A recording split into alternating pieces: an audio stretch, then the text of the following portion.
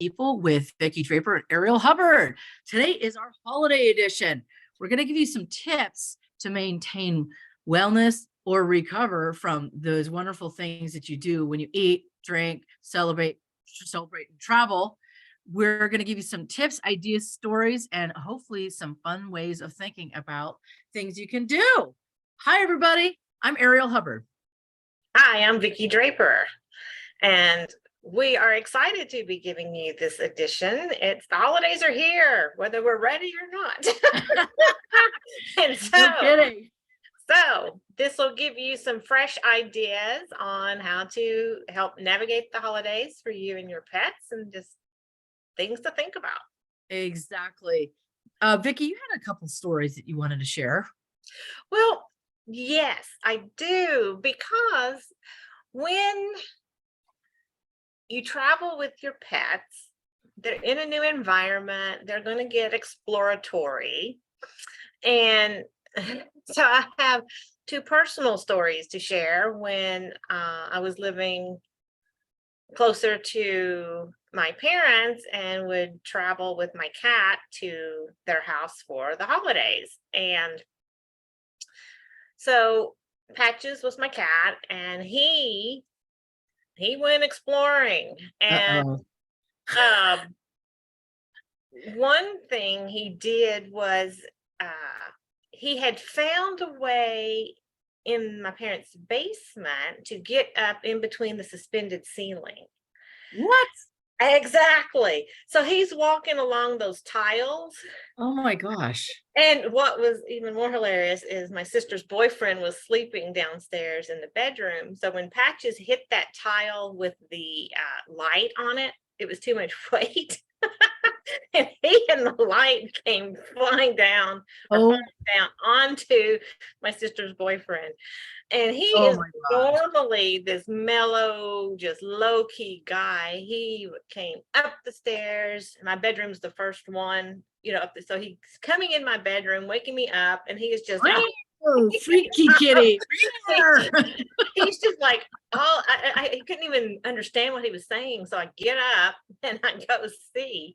And Patches was just sitting over there, just like licking himself, like, acting cool. That's hilarious. And so, so just pay attention, because your pets may get into a little bit more mischief when in a new environment, because there's new things to explore. Oh my gosh, so you got to keep an eye on them. Don't let those dogs run out that back door. That would be not good. That is true too. Yeah. And yes. When I was a kid, we would have this one dog would try to escape at any opportunity. And a holiday, you have all these new people coming in and out of the house. Oh, that's a prime opportunity. Not used to keeping them inside, or that they're going to try to escape. Or they don't know. Yeah. You have somebody new come into the house and they don't know that the dog needs to stay inside, and they're going to try to make a break for it. Or the cat. I've seen cats make breaks for it too. Oh, yeah. Stinkers. Yeah. Wow, what a trip. Well, I have some suggestions too, because when people travel, I don't think they always know what a toll it takes on the body. And if you get the cheap seats in an airplane, now the average size, the width is about 17 inches. Okay. I don't know anybody that's like 1.5 feet wide. Do you know anybody that's 1.5 feet wide? Because 18 inches is 1.5 feet wide. Children, but not adults. It's insane. And then the space between you and the seat in front of you, that's gotten smaller too. So it's extremely cramped. A lot of times people get cramps, and when it's a good idea to get an up and down and to move your body to get your lymphatic flow. You want to try to avoid blood clots, because they can be really serious during flights, especially extended flights. Try to move your body if you're on an extended flight. That's a thing.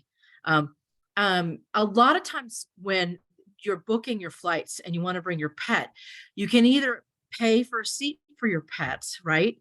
Or they put the pet in the cargo hold, right, Vicki? Well, if they're small enough, they can sit underneath you. Okay. But it's just something for people to think about before they travel.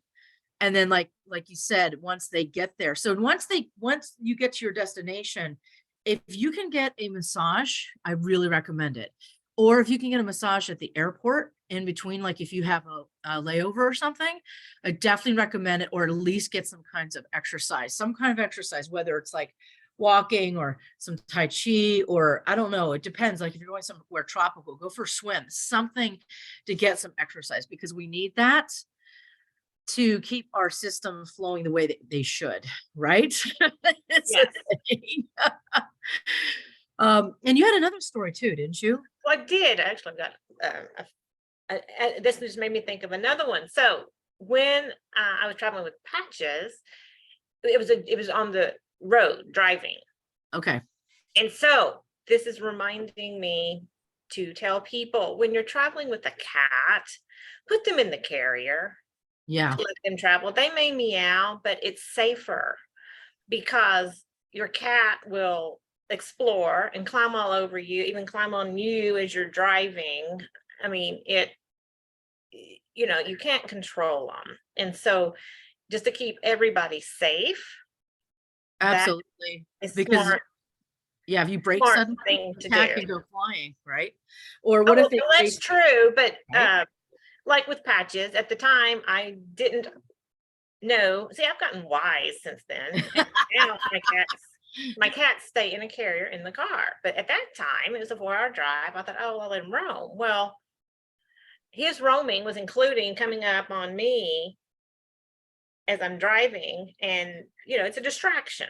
And right where you're pointing is your blind spot. So like if they're climbing up on your right shoulder, there's this fur ball. You can't look back behind you to see if somebody's coming up behind you, because the cat's in your blind spot. They are the blind spot. Well, The right, doorbell and was a then you're spot, worried about claws because they're they're crawling across you, and it's just right. And you get so I was driving through Nashville, downtown with this cat doing this. And it's like, it's not safe. So, um, so that is a tip, because I've heard clients recently having these issues. And so that's where I educate.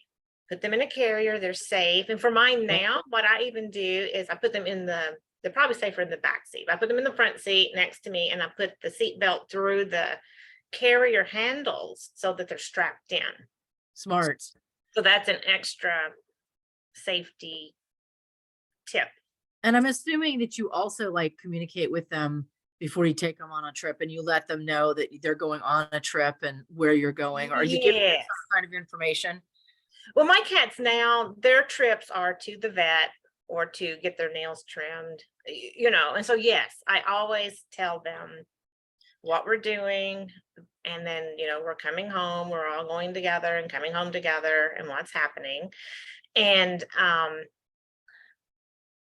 since I do Reiki, I'm also doing Reiki for, the safe travels, that everything goes smoothly. And so they travel well.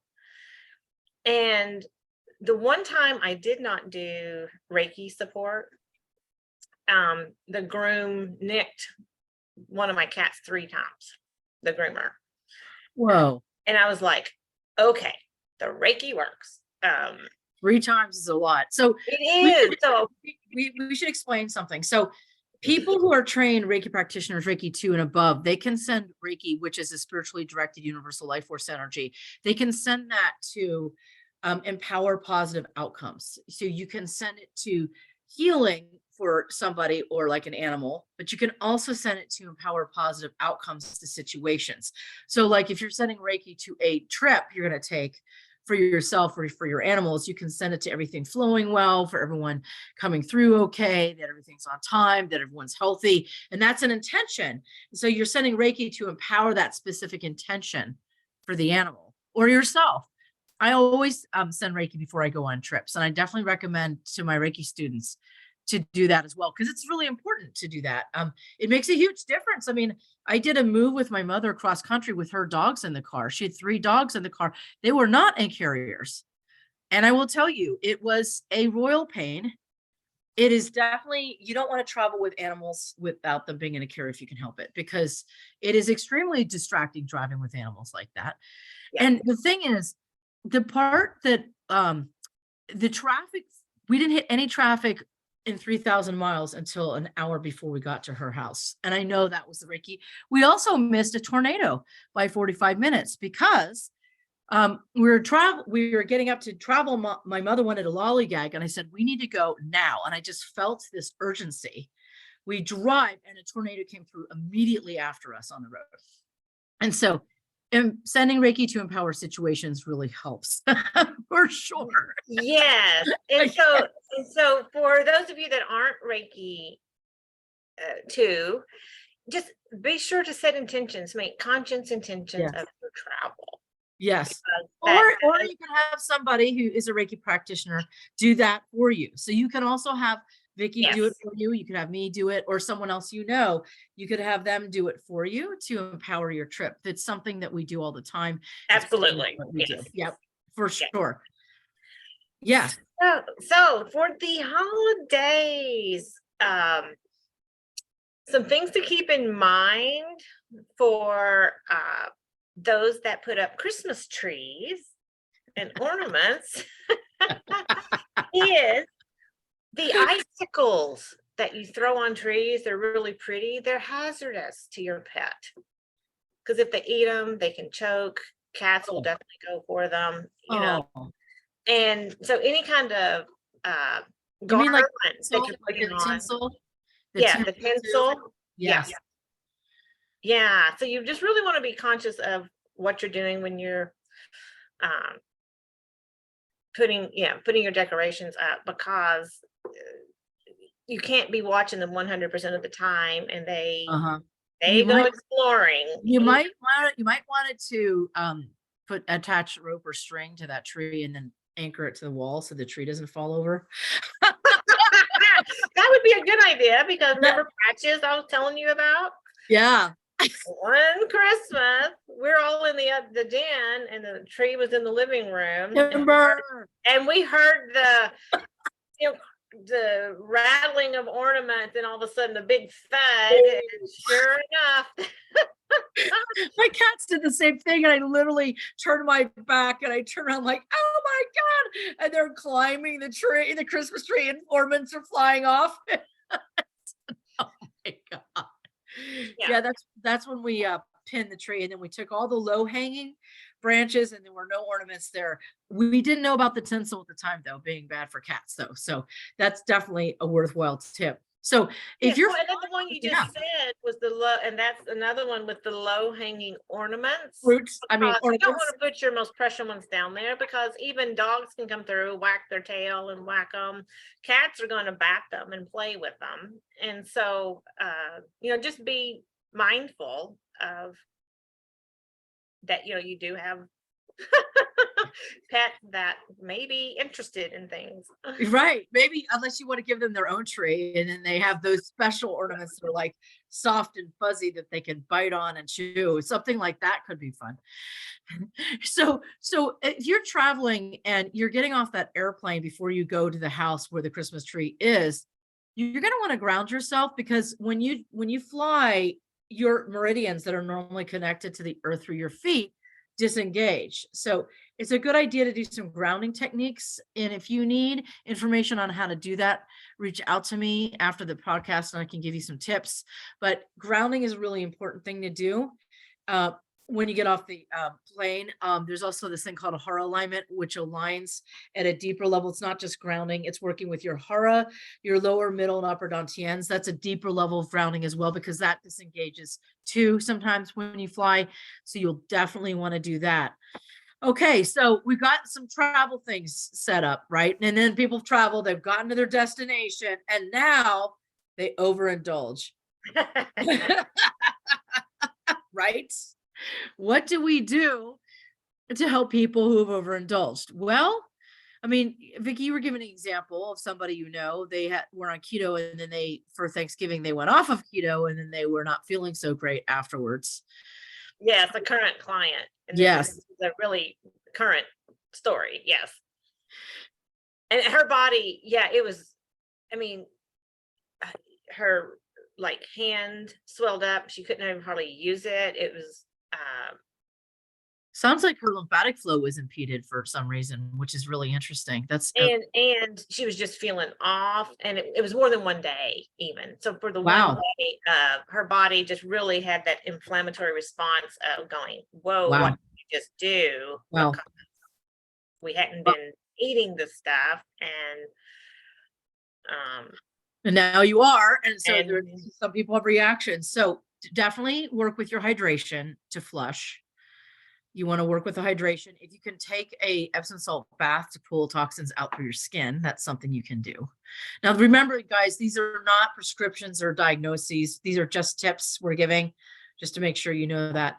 I'm going to give you another tip, which is if you're having either a hangover or indigestion from food or drink, you can take large intestine 4, the Hoku point. So if you go between the index finger and the thumb, there's an indentation right there. And if you squeeze the front and back of that, the webbing, that's called large intestine 4. And that's good for headaches and hangovers and indigestion, weirdly, but true.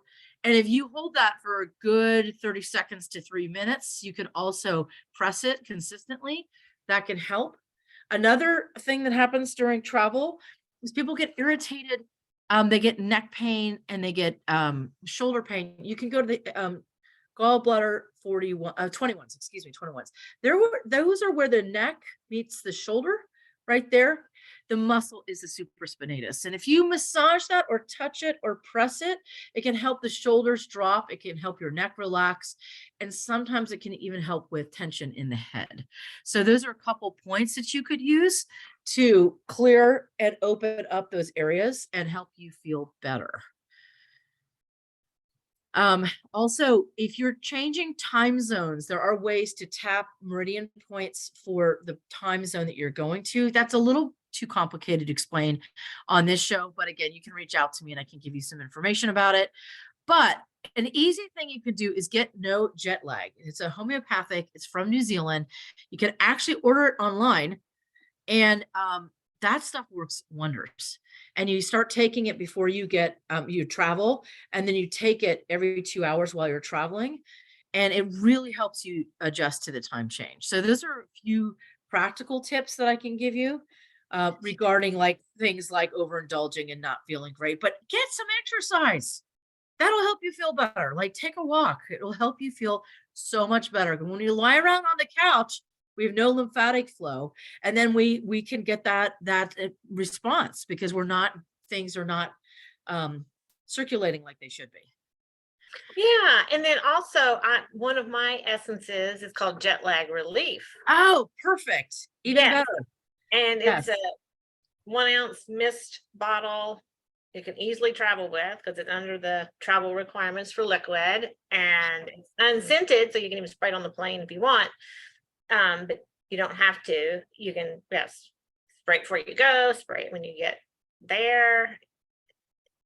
Just keep things moving. Or you can, if it's a really long flight, yeah, you can spray it because it's not going to offend any of the passengers because it's unscented. Love it. Yeah, and it works too. That's fantastic. That's a great tip, you guys. So it's a really good idea to have something with you. Another travel tip, just a basic travel tip, is always have food around. Now, I'm assuming for your pets, obviously, but for you as well, you need to have some kind of food because airlines or whatever, boats or trains, they don't always have what you need. Sometimes they run out, or if you have special needs in your diet, they don't have what you need. So you definitely need to bring things with you. In case for some reason there's no food available, trust me, there's nothing worse than being hangry when you're traveling. And if you haven't experienced it, just take it from me. It's not a good time. And your animals too, right? You have to pack food for them, right? Oh yeah, and water, and yeah, make sure Yes. their needs met. And so something to think about that you would not think about with your pets unless it's happened to you is be careful with potato chip bags. Like when you're sitting around and you've got dogs, especially, because don't just leave them lying on the floor or the coffee table where they can get to them, because they get their noses in there and at the end of the bag and they're trying to get the food and they suffocate. Oh my gosh. Yeah, it's Oh, Um, that's good. like I said, you would not think about that unless you've heard somebody that's had that happen, and it happens. And it happens Oh, more than we realize. So let's just be conscious of, that habit. Because especially like if you're going somewhere, your dog and taking your dog, and the others aren't used to dogs, oh yeah. these are things you don't think about. And then have them not keep their toothpaste out where your dog can get into it, because the xylitol in toothpaste is very toxic to your dogs, and dogs. Oh, really? Wow. Yeah, so those are just some tips, especially if you're traveling somewhere else, because at home you probably are already conscious of this, but have the Right. people in your home. Okay, so whether you're traveling or whether you're in your home, also don't let the people feed your animal from the table. I was just gonna ask you, what about foods that the dog should not eat or cat? Yeah, because not all people food is good for our animals. And also, if talk about overindulging, if you're feeding them, they can get upset stomachs from it being too greasy or too much, because they're not used to it as well. Good point, right? And you don't want to be cleaning up barf. Yeah. Uh, Ugh. yeah. You want to be You want, enjoying your time with your friends. you want So, to be invited back, so well, then that goes for people coming to your home too, because they're not knowing it. Your animal may look cute, and so it's just a thing to educate your guests or the people you are visiting oh, absolutely. with Because that. for those of us who don't have pets, there's no way we would know this unless we've listened to a podcast like this, or we know somebody who has animals, or we've had animals in the past. Otherwise, there's no way for us to know. Right. Yeah. And that's why this is important, for the information to get out there, because we don't, if you don't have pets, you don't think about it. And No, if you also, do have pets, there's always more to learn. So totally. What about bringing leashes? You need to, right? If you're going to take your dog on a walk when you're traveling, you got to remember to bring the leashes, right? And oh, absolutely. yeah, yeah. But I mean, that's And popped in. okay. And so Yeah. then talking about if there's going to be multiple dogs or even multiple animals in the household, if your dog is a little bit more fearful or whatever, just make sure they can have a room they can go get quiet time.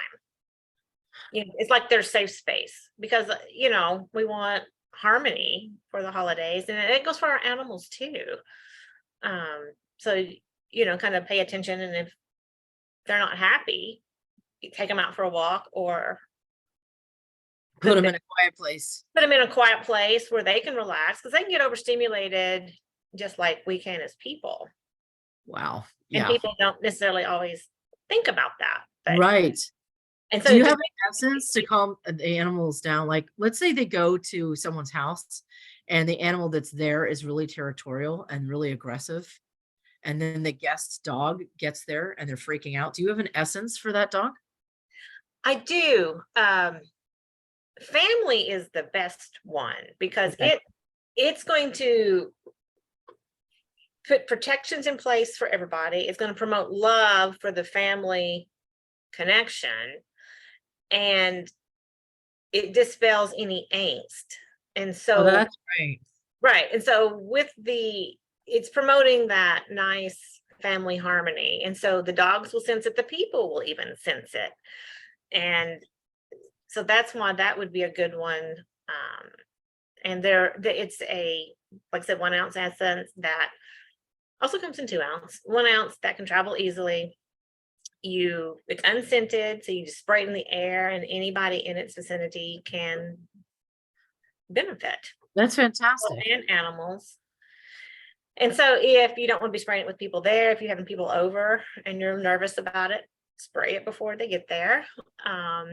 Great idea. I have a lot of clients that take it with them when they travel, because the family dynamics can get a little Tense.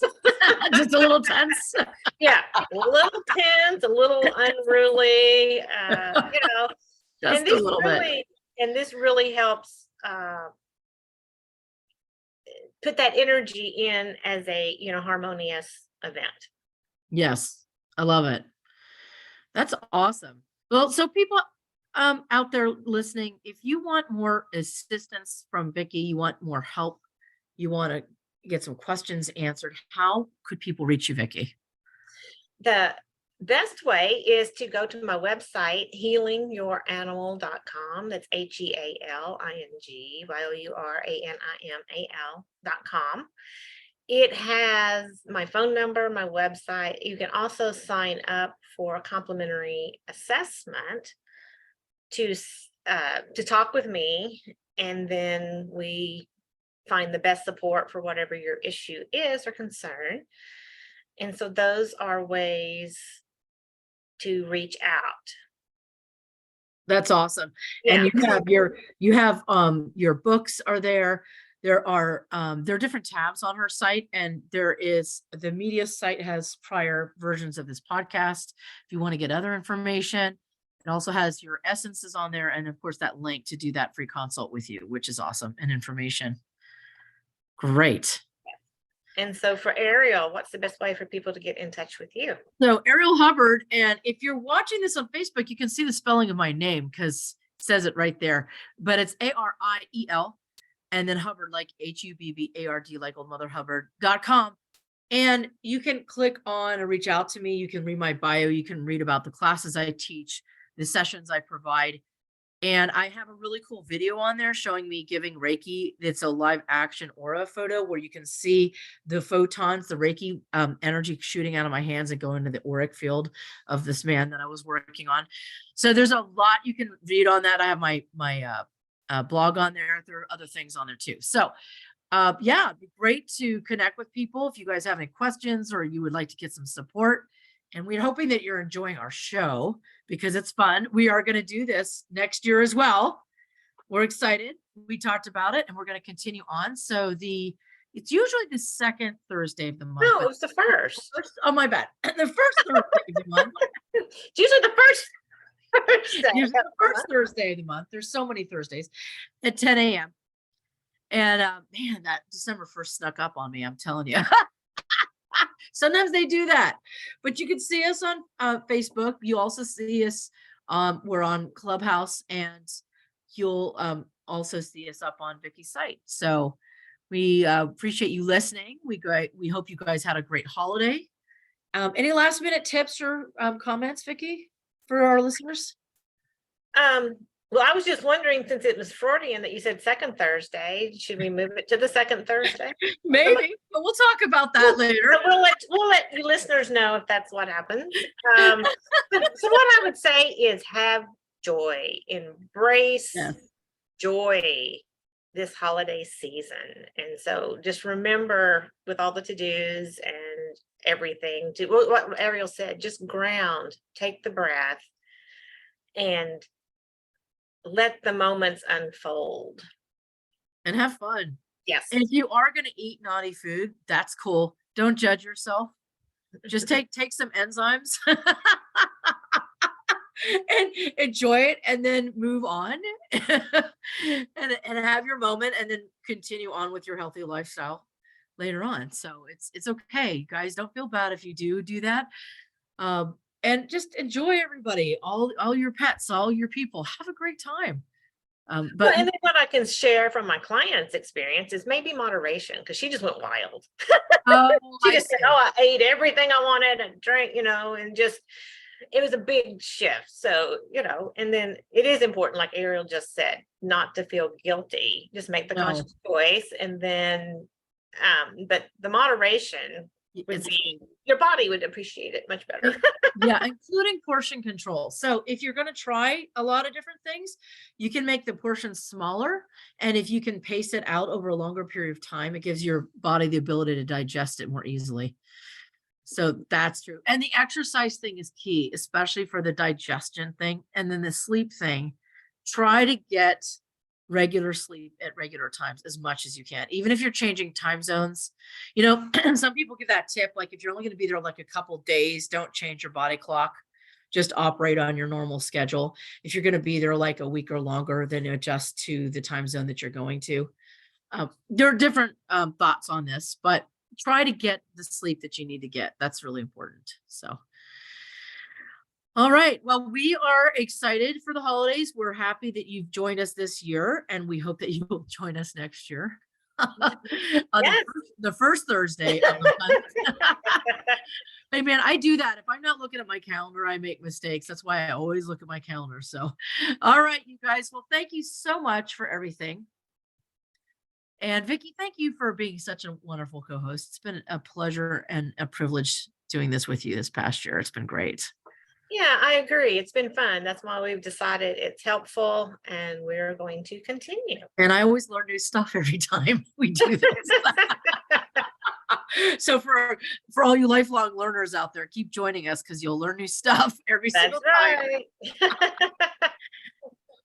All right, you guys, thank you so much. We appreciate you. Have a great day. We'll see you next time. And happy holidays. Happy holidays.